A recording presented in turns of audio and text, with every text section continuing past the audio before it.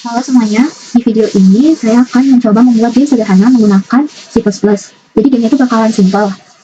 Ada karakter yang bisa lompat, karena dia itu harus menghindari rintangan yang datang dari sisi kanan. Dari kanan ke kiri gitu. Dan jadi tuh bakalan game ini tuh ada kelasnya tuh pemain, sistem rintangannya, dan kelas untuk gamenya sendiri. Jadi kita mulai. Tapi sebelum lanjut ke ngodingnya, ke bagian utamanya, maksud saya, terlebih dahulu kita akan input library yang bakal kita gunakan pada pembuatan game ini.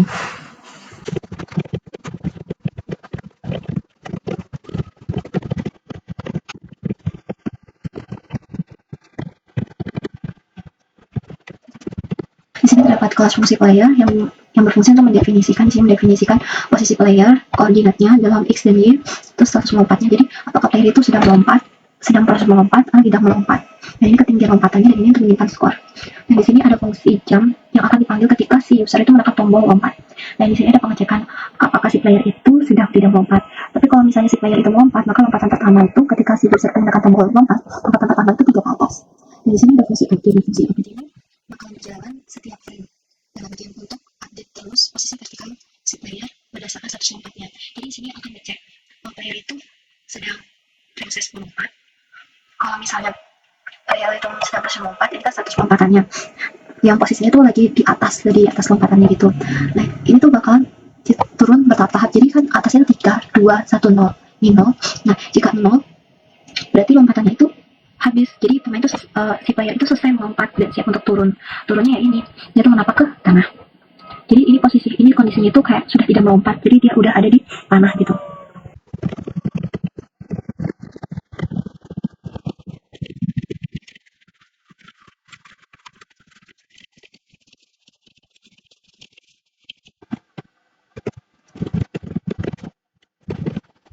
Di sini terdapat kelas obstacle manager.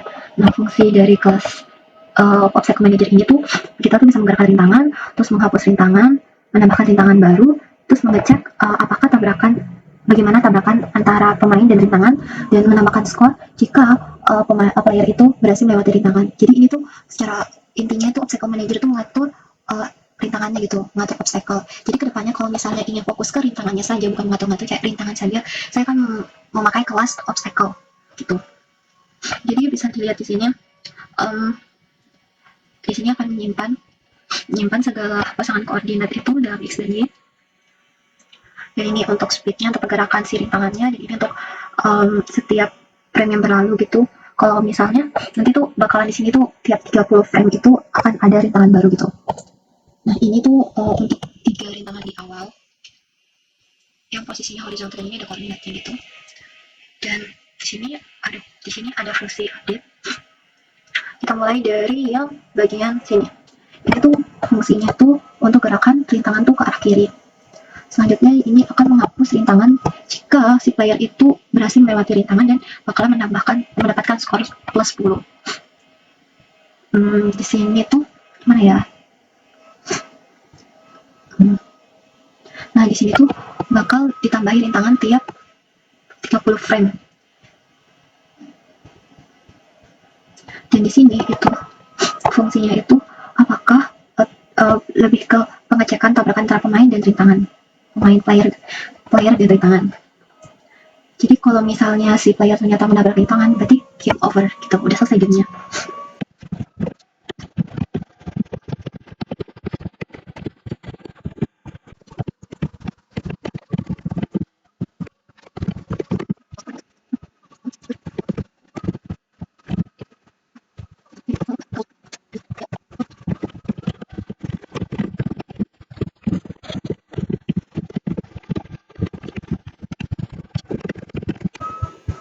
Nah, di sini ada kelas game. Kelas ini tuh adalah inti dari game, jadi bakalan kita gabungin semuanya dari tampilan, input, bahkan update player dan rintangannya. Jadi di sini kita definisikan playernya, objek playernya. Di sini akan si obstacle-nya yang untuk mengatur objek yang mengatur rintangan.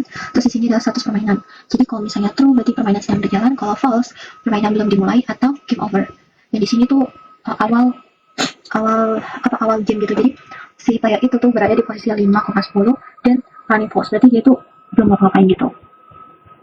Terus di sini ada fungsi draw yang bakal menampilkan seluruh tampilan atau visual dari game.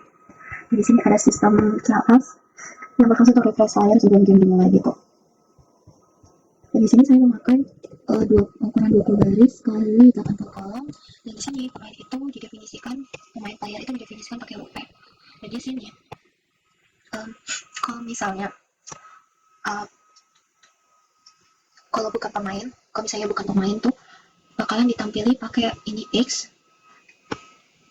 untuk obstacle-nya. Dan misalnya kalau bukan obstacle itu ya udah kosong aja gitu. Dan di sini akan menang untuk menampilkan skor dari player. Dan lanjut di sini ada fungsi handle input yang berfungsi untuk menghandle inputan dari keyboard gitu, kayak menekan untuk jamnya gitu. Dan di sini ada fungsi run yang menjalankan keseluruhan alur permainan dari awal hingga akhir. Jadi mulai dari press space to start the game, kita enter maka masuk ke dalam permainan. Dan di sini ada ketika game misalnya kalah menabrak salah satu dari tengah, maka munculnya di sini game over. Dan ada di sini output tentang skornya berapa yang di akhir. Dan di sini ada fungsi utama dari keseluruhan game. Di sinilah kita bakalan start dan menjalankan gamenya. Di sini ada fungsi untuk di sini tuh bakalan ada fungsi membuat game, ini membuat game, terus menjalankan game, dan ini outputnya jika udah selesai gamenya kan. Kalau selesai game itu bakalan nampilin ini kan, yang ini pertama, terus bakalan disuruh ini press indicate to exit. Ketika kita mau menekan tombol mana aja di keyboard, itu bakalan ke close gamenya. Di sini saya akan mencoba untuk memainkan game yang telah kita buat. Ini kita pencet. Kita coba lompat. Nah, di lompat ini cuma 3 naik ke atas. Terus kita lompat lagi. Dan skornya bertambah jadi 20, lompat sekali kasih 30. Nah, 30 karena tiap kita melewati rintangan S ini tuh bernilai 10 skornya, jadi bertambah 10. Jadi coba kita mati di sini. Nah, game over. Terus final skornya 30. Terus kalau kita pencet misalnya mana tombol mana pun hilang. Di sini ada konstruktor dan desustor untuk class player, dan dari awal itu sebelum adanya untuk pemisahan konstruktor dan desustor itu, di sini saya sudah inisiasi untuk playernya. Jadi tinggal mendefinisikan mana konstruktor sama destruktor. Dan di sini bagian konstruktornya itu fungsinya untuk mengambil objek player dibuat.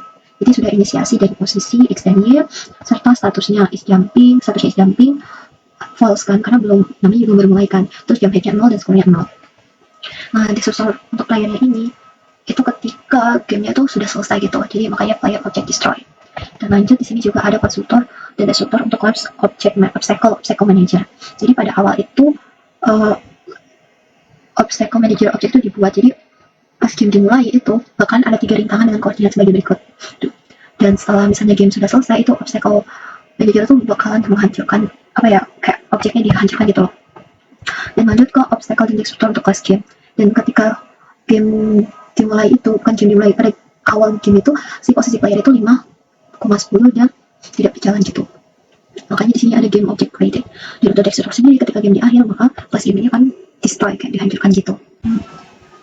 Di sini kita akan mencoba game kita lagi karena kita sudah menambahkan destruktor dan konstruktor. Jadi kalau misalnya di awal game tuh bakalan tulisannya nanti ada game object created, terus apa lagi obstacle manager created, terus sama playernya juga object created. Mari kita coba. Ya. Nah, di sini ada kan. Nah, kita coba tonton. Nanti kita coba sekali saja tambah 10 skornya. Jadi ketika kita dengan udah.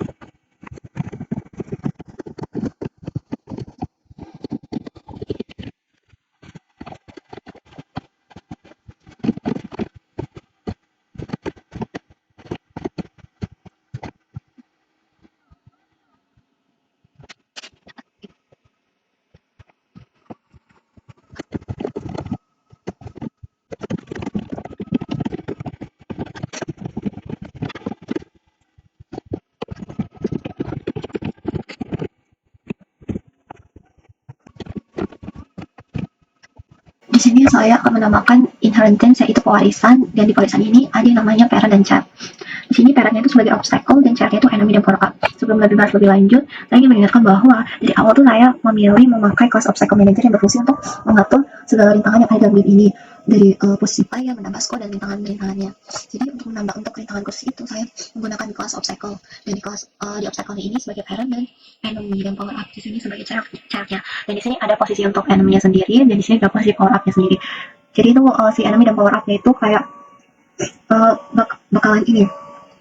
Jadi untuk enemy sendiri tuh bakalan kecepatannya tuh lebih cepat daripada yang lain, kayak 2 kali lipat dari yang lain. Jadi itu mendatangi si player gitu. Jadi mau nggak mau si player itu harus berusaha menghindari si enemy yang datang dari arah ke dia gitu. Dan karena udah mendefinisikan di sini class obstacle-nya, maka di obstacle manager-nya itu di sini itu bakalan diubah gitu. Ini bagian awalannya, dan di sini juga ada perubahan, dan apalagi di bagian update ini banyak perubahan di sini juga. Di sini ketika frame-nya itu tiap frame 30 tuh bakalan ada ini, ada obstacle-nya dan juga bukan, maka ditambahin enemy-nya. Di sini juga ada perbaruan karena menambahkan power up dan enemy. Obstacle di sini tuh kayak rintangan yang biasa. Ini definisikan pakai apa ya tadi tuh. Jadi ya. Jadi kalau misalnya rintangan biasa tuh bakalan kelihatan di game itu X, sedangkan enemy itu E dan si power up itu ya O. Gitu. Jadi kita akan mencoba gamenya. Kita go to. Oh ya, salah. Coba sekarang.